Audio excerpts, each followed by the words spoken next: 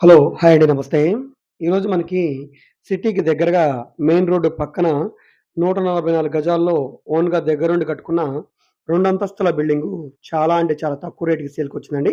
ఇది డైరెక్ట్‌గా ఓనర్ దగ్గర నుంచి మనం కొనుక్కుంటే గనక డెఫినిట్‌గా మీకు రూ. 2,00,00,000 పైనైతే ఉంటుందండి.